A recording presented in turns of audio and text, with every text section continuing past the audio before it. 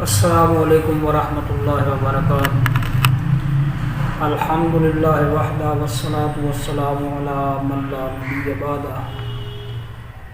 اما بعد فاعوذ باللہ السمیع العلیم من الشیطان الرجیم، بسم اللہ الرحمن الرحیم۔ قد افلح المؤمنون الذین هم فی صلاتهم خاشعون۔ عن ابن عمر عن النبی صلی اللہ تعالی علیہ وسلم قال کان یرکض الحربۃ ثم یصلی الیہا۔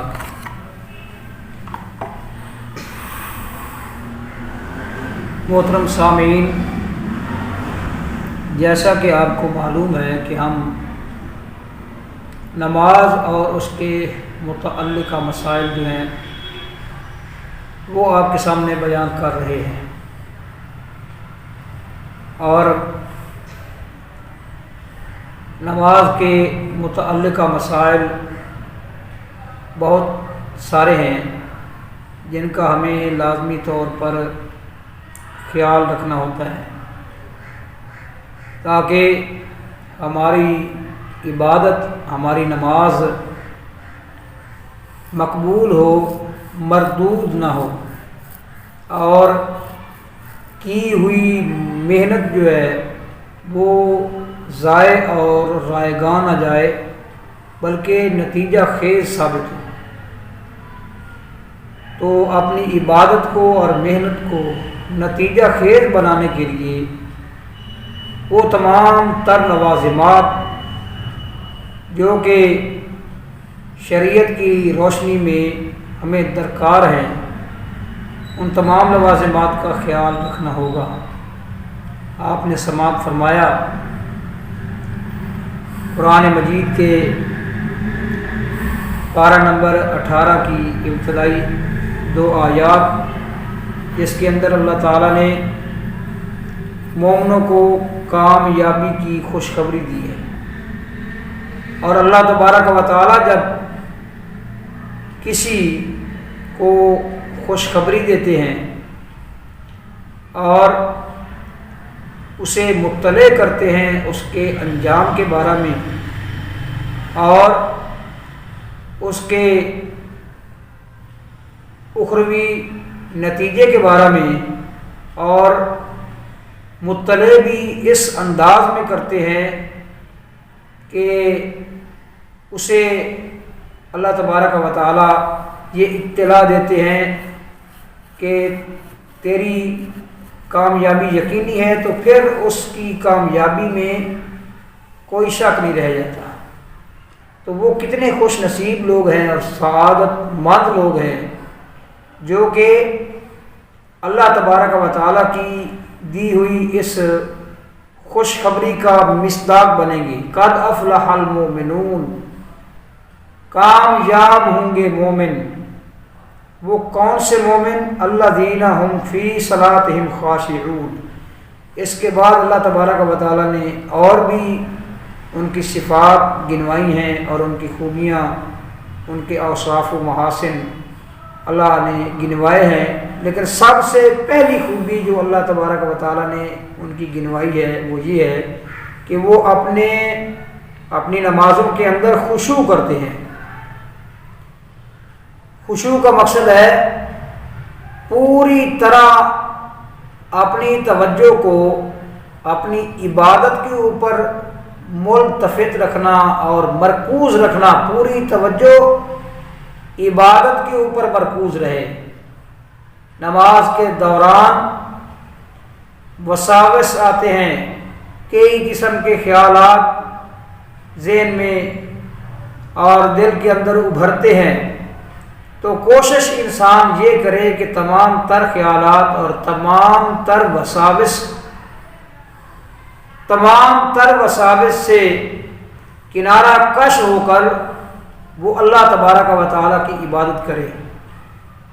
وہ جو حدیث ہے بخاری اور مسلم کے اندر اور حدیث کی دیگر کتابوں کے اندر بھی وہ حدیث آئی ہے، جس کے اندر یہ ذکر ہے کہ جبرائیل امین علیہ الصلاۃ والسلام انسانی شکل میں نبی کریم صلی اللہ تعالیٰ علیہ وسلم کے پاس تشریف لائے تھے، تو انہوں نے جو سوالات کیے تھے آپ علیہ الصلاۃ والسلام سے ایمان کے بارے میں، اسلام کے بارے میں، اور ان کا ایک سوال یہ بھی تھا ومل احسان، احسان کیا ہے؟ تو آپ نے فرمایا احسان یہ ہے کہ تو عبادت کرے اپنے رب کی کأنک تراہ، جس طرح کہ تو اس کو دیکھ رہا ہے، فإن لم تکن تراہ فإنہ یراک، اگر یہ خیال نہیں جمتا دل کے اندر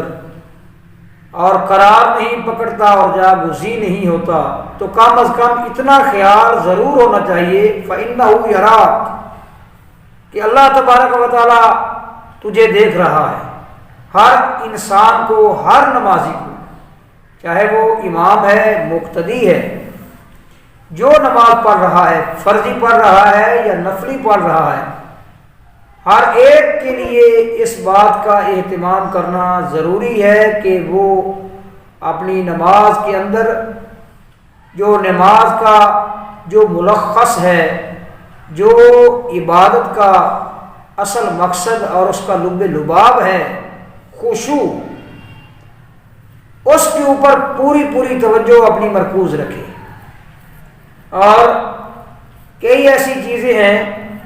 جو انسان کے اس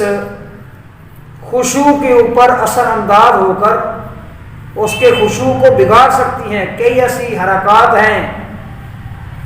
جو اس کے خشوع والی خوبی کو منضبط کر سکتی ہیں، مان کر سکتی ہیں۔ اس لیے آپ دیکھیں گے کہ احادیث کی جتنی کتابیں ہیں ان کے اندر ایک باب یہ بھی موجود ہے، سترۃ المصلی، نماز پڑھنے والا جو ہے وہ اپنے سامنے کوئی نہ کوئی ایسی چیز ضرور رکھے جو اس کے درمیان اور دیگر چیزوں کے درمیان آڑ ہو، اسے سترہ کہا جاتا ہے، اور یہ نماز پڑھنے والے کے لیے ضروری ہے، کیونکہ نبی صلی اللہ تعالیٰ علیہ وسلم نے فرمایا، اور یہ کئی احادیث کے اندر آپ صلی اللہ علیہ وسلم نے ایسا فرمایا ہے اور تعلیم دی ہے۔ حضرت عبداللہ بن صامت رضی اللہ تعالیٰ عنہ حضرت ابو ذر غفاری رضی اللہ تعالیٰ عنہ کے حوالے سے بیان کرتے ہیں، وہ کہتے ہیں قال رسول اللہ صلی اللہ تعالیٰ علیہ وسلم، اللہ کے نبی صلی اللہ تعالیٰ علیہ وسلم نے فرمایا کہ اذا کان احدکم قائما یصلی فإنه یسترہ اذا کان بین یدیہ مثل آخرۃ الرحل، کہ جب تم میں سے کوئی بندہ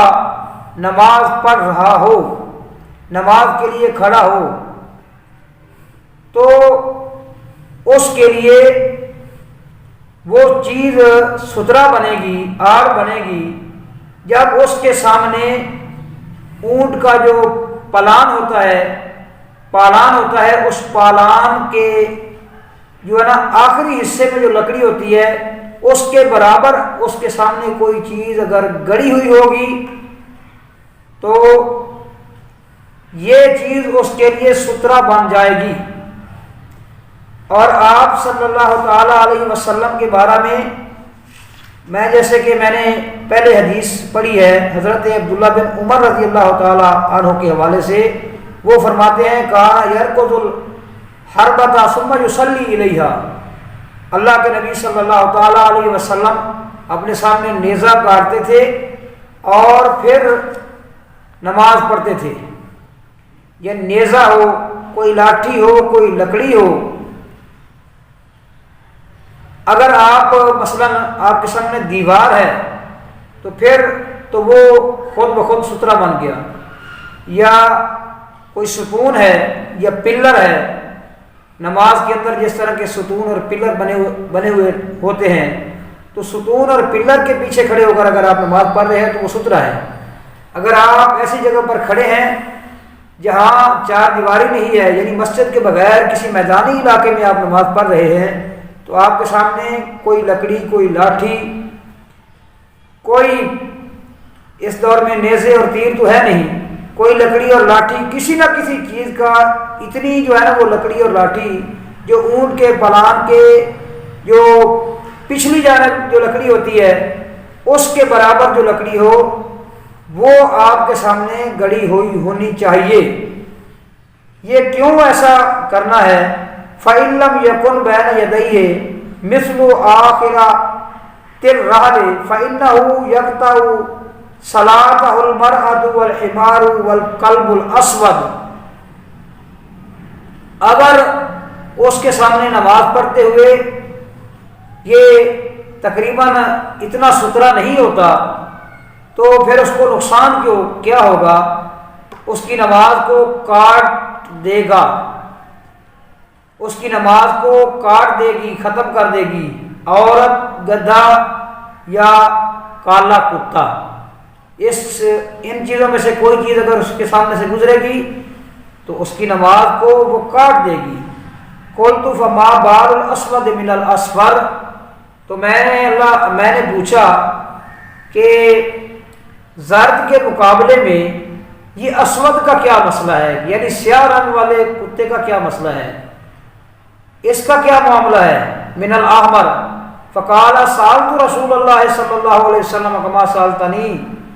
تو انہوں نے کہا کہ میں نے بھی اللہ کے رسول صلی اللہ علیہ وسلم سے اسی طرح سوال کیا تھا۔ یعنی عبداللہ بن صامت کو ابو ذر غفاری رضی اللہ تعالیٰ عنہ فرما رہے ہیں کہ جس طرح آپ مجھ سے سوال کر رہے ہیں میں نے اللہ کے نبی سے سوال کیا تھا، تو آپ نے فرمایا الکلب الاسود شیطان، یہ کالا کتا جو ہے نا یہ شیطان ہے، شیطان۔ اس لیے تو یہ جو سترا گاڑنے کا اور سترا قائم کرنے کا اللہ کے نبی صلی اللہ علیہ وسلم نے عمل اختیار کیا ہے یا اپنی امت کو حکم دیا ہے، تو یہ کیوں ایسا حکم دیا ہے اور نماز کے ختم ہونے سے کیا مراد ہے، یہ بات بھی سمجھنے والی ہے۔ بعض احباب جو ہیں وہ اس کا مفہوم اس طرح بیان کرتے ہیں کہ اس کی نماز ختم ہو جاتی ہے، اس کا وہ ثواب سے محروم ہو جاتا ہے، اس کو نماز دوبارہ پڑھنا پڑے گی، یہ مفہوم بیان کرتے ہیں۔ لیکن شاہ ولی اللہ رحمۃ اللہ علیہ نے حجت اللہ البالغہ کے اندر اس کے اوپر بڑی سیر حاصل بحث کی ہے، اور انہوں نے تمام دلائل پر غور کرتے ہوئے یہ نتیجہ نکالا ہے، نتیجہ اخذ کیا ہے کہ نماز ختم ہونے سے مراد یہ ہے کہ نماز کے ثواب میں کمی آ جائے گی۔ کیوں؟ اس لیے کہ جو خشوع شریعت کو مطلوب ہے کسی کی نماز میں، جب اس کے سامنے سے کوئی چیز گزرے گی، ایسی چیز بالخصوص جس طرح کہ کالا کتا ہے، شیطان سے مشابہت رکھتا ہے، عورت ہے، عورت پر جب انسان کی نظر پڑتی ہے تو اس کے خیالات منتشر ہو سکتے ہیں۔ اسی طرح یہ گدھا ہے، اس کی آواز سن کر آپ صلی اللہ علیہ وسلم نے فرمایا اعوذ باللہ من الشیطان الرجیم پڑھا کرو، یہ ڈائریکٹ شیطان کو دیکھتا ہے جس وقت بولتا ہے۔ تو یہ گدھا، عورت اور کالا کتا، یہ تو آپ صلی اللہ تعالی علیہ وسلم نے ان چیزوں کے پیکر ہے محسوس بتائے ہیں جن سے جو ہے نا بچنا بہت ضروری ہے۔ اس کا یہ مطلب نہیں ہے کہ اگر ان چیزوں کے علاوہ کوئی اور چیز گزرتی ہے، مثلا کوئی مرد گزر جاتا ہے تو کیا وہ گزر سکتا ہے؟ نہیں گزر سکتا، بلکہ شریعت میں یہ حکم ہے نبی کریم صلی اللہ علیہ وسلم کا کہ اگر کوئی ایسا بندہ تمہارے سامنے سے گزر رہا ہو، گزرنا چاہے تو اس کو روکو، اگر نہیں روکتا تو اس کو جو ہے نا وہ اس کو مارو، گزرنے نہیں دینا۔ اور یہ بھی آپ صلی اللہ علیہ وسلم نے فرمایا کہ جو گزرنے والا ہے نمازی کی نماز کے سامنے سے، اگر وہ جان لے کہ اس میں کتنا جو ہے نا وہ اس کو گناہ ہونا ہے اور اس نے کتنا غلط کام کیا ہے، تو وہ خواہش کرے گا قیامت والے دن کہ میں کاش میں 40 سال تک انتظار کرتا رہتا مگر نمازی کے آگے سے نہ گزرتا۔ تو یہ سترہ کیوں مقرر کیا گیا ہے، اس پر بھی شاہ صاحب نے بڑی سیر اثر بات کی ہے۔ اور سترہ اگر نہ ہو تو پھر نماز کو کے ختم ہونے کے بارے میں